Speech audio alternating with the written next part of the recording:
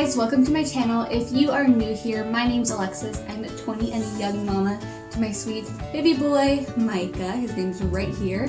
And he's currently 7 months old. And so we started solids at 6 months. So this video is all about how I make his own baby food at home. So when I started Micah on baby foods at 6 months old, I was first using Gerber, and I really wanted to make his baby food, but I wasn't completely sure. And then over Christmas, he's trying to crawl. This is a new thing that he barely started doing like 2 days ago. But I was gifted a baby bullet over Christmas, and ever since then I've been making his food, and I was shocked at how easy, how inexpensive it is, and how much fun it is. So like I mentioned, I do use the baby bullet to make his baby foods. Now you totally don't have to go out there and buy some Baby Pacific baby food maker. You can buy a cheap blender. You can buy, there goes my phone. It's from one of you guys actually. It's from Erin. So, hey Erin. You don't have to buy like a special baby food maker because the baby bullet I think runs about $50, which is a little bit pricey in my opinion. But you can totally buy your own containers. It's more affordable probably that way to buy your own little containers to store the baby food in, and your own little silicone freezer tray. But I do use the baby bullet because it was gifted to us. It does work pretty well. I do like it. I may or may not do a review on it one day. And it is nice though to have something separate only for the baby that isn't being used by other people for different needs. So the reason why I decided to make my own baby food is I've always kind of wanted to, and then after receiving that gift, I really had no reason to not make his own baby food.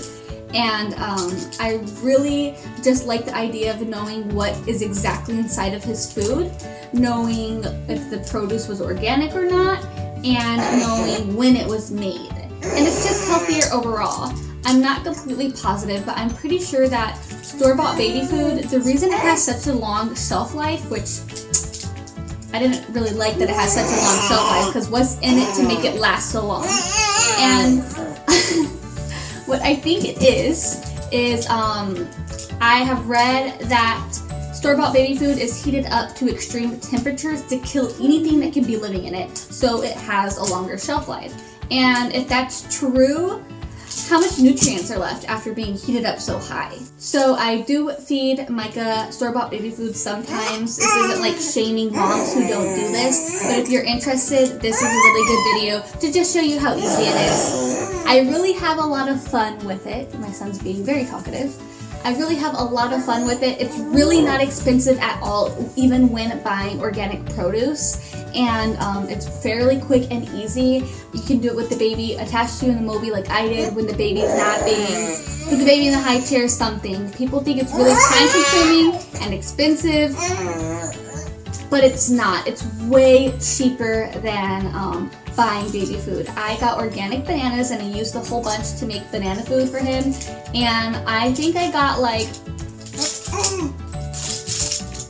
24 ounces at least. And the bananas only cost me a little over $1, like $1.30 or something. I don't have the receipts, but I get a lot more baby food from buying fresh produce. So I hope that you guys enjoyed this video. I had a ton of fun filming it, and I hope that this is something that interests you. So let's just get right into it. The first thing that I'm going to do is fill a pot up with water. You can either boil, steam, or bake your produce. I normally just go for boiling, but steaming is the best. It keeps the most nutrients inside of your produce. Now if I use organic produce, I will use the water to help thin out my puree, and if it's not organic, then I will dump the water and use either purified water or breast milk. And I just go ahead and put this on the stove to heat up while we're prepping everything. So here's the organic carrots, and I'm just going to wash them with some organic produce spray to help get anything nasty that might be left on it.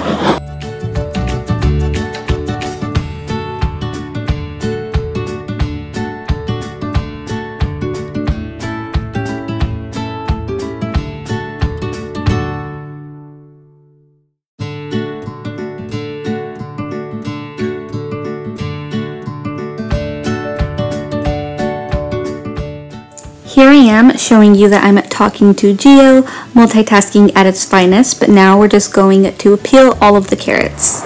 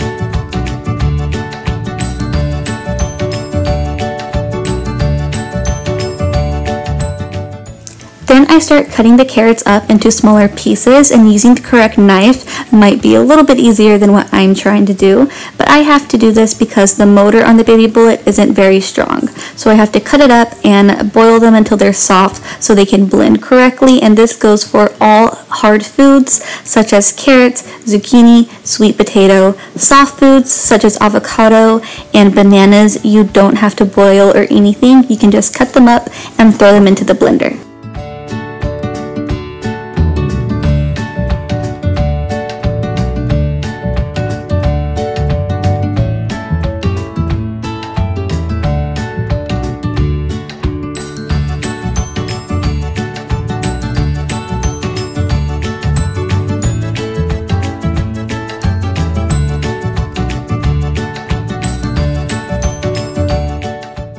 Once the water is boiling, I will put the carrots into the pot. I'm using a ladle right here because I had Micah with me and I didn't want the hot water to splash and hurt him. But once all of the carrots are into the pot, I will turn the heat on low or even completely off and cover it with a lid, and then I will leave it for no longer than 15 minutes. I first leave it for 10 minutes and check with a fork if it's soft, and if it is soft, then it's done, and if it's not soft, I'll leave it for an additional 5 minutes.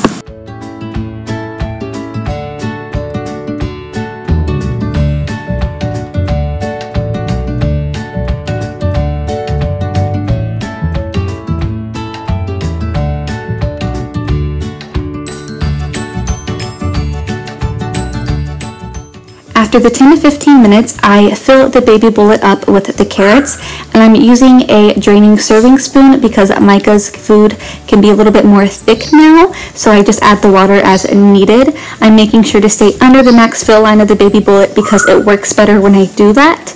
And there's no real science to this. Add more water if you want it smoother, less if you want it thicker, blend less if you want it chunkier, and blend more if you want it more smooth.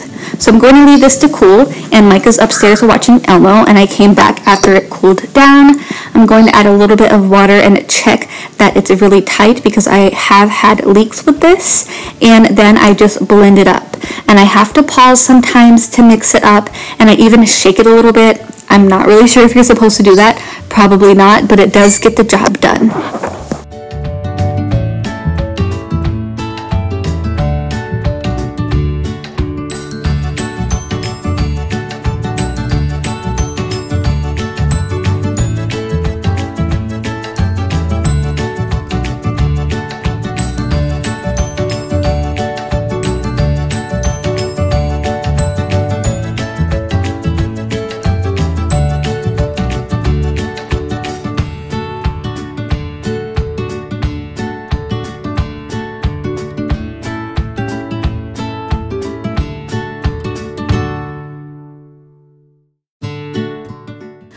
Once I am done blending it up and I have a consistency that I'm happy with, I will go ahead and put it into the Baby Bullet silicone freezer trays. This tray is really nice because once frozen, it actually fits the Baby Bullet jars, so I can just take it out, pop it into the jar, and leave it in the fridge overnight, and by the next day, it's ready for your baby to eat. It can last in the freezer for up to a month. Some people say 3 months, but I just do 1 month, and it can last in the fridge for up to 3 days. So I will fill up a little Baby Bullet jar that I will use in the next 3 days, which I'm doing right here, and I'm showing you how it has the cool little dials so you remember what day it was made on. And I will also fill a reusable squeeze pouch that I will use in the next 3 days and store these two in the fridge. And I also use some store-bought baby food jars because Micah does get baby food jars sometimes, and I will save those jars for when I make homemade baby food. And then I will save the rest in the other Baby Bullet container and store that in the fridge, and the next morning I will just switch it out in the freezer tray so I can freeze all of the food and not have so much in my fridge that needs to be used super soon. And you just pop it in the freezer and leave it overnight. I like to use a kitchen scale to make sure that I'm getting the correct amount of food. So I set it to ounces and I make sure that I have exactly 2 or 4 ounces, whatever I am wanting. And this is that really cool reusable squeeze pouch. It has a Ziploc bottom, and you can store that in the freezer or the fridge. And then I have some glass baby food jars from the occasional times that Micah does get store-bought baby food. It is organic baby food, but I save those jars exactly for this reason. I will fill it up and pop it into the freezer as well.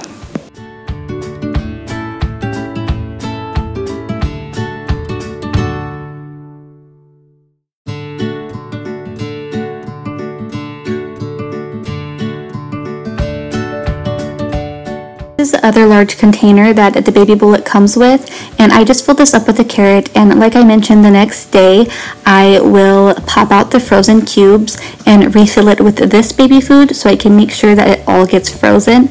I do have another silicone freezer tray on its way to my house, but in the meantime, this is what I do.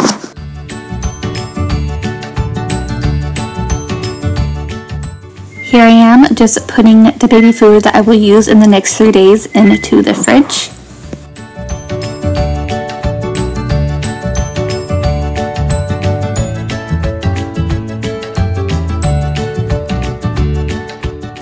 After you let the baby food freeze overnight, I just warm up the bottom of the tray with some hot water just so it will pop out a little bit better. These were kind of popping out all crazy, but you get the idea.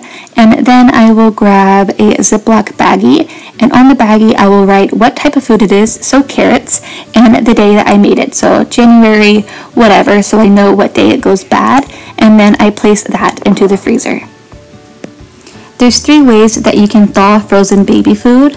You can leave it in the fridge overnight to thaw, which is my preferred way to thaw his baby food, or you can use hot water like you would with breast milk, or you can also use the microwave, which isn't the best way, but I have used it before and they all get the job done.